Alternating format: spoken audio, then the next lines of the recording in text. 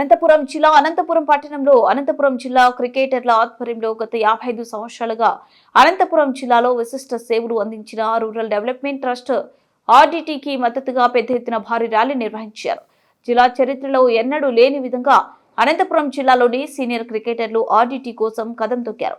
జిల్లాలోని వివిధ ప్రాంతాల నుంచి యువ క్రికెటర్లు అసోసియేషన్ సభ్యులు, మాజీ రంజీ క్రీడాకారులు, ప్రస్తుత రంజీ క్రీడాకారులు, మహిళా క్రికెటర్లు పెద్ద ఎత్తున పాల్గొని సేవ్ ఆర్డీటీ అంటూ నినాదాలు చేస్తూ అనంతపురం నగరాన్ని హోరెత్తించారు.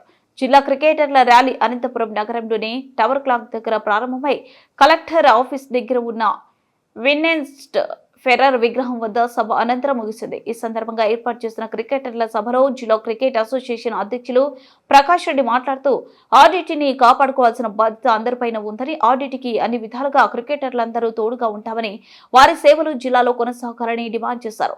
మాజీ అధ్యక్షులు పగడాల మల్లికార్జున మాట్లాడుతూ జిల్లాలో గత 50 సంవత్సరాల పైగా ఆర్డీటీ అన్ని వర్గాల ప్రజలకు సేవ చేసిందని, ఇప్పుడు కేంద్రం రాష్ట్ర ప్రభుత్వాలు వెంటనే ఆర్డీటీకి అండగా ఉంటూ జిల్లాలో ఆర్డీటీ కొనసాగే విధంగా చర్యలు తీసుకోవాలని విజ్ఞప్తి చేశారు.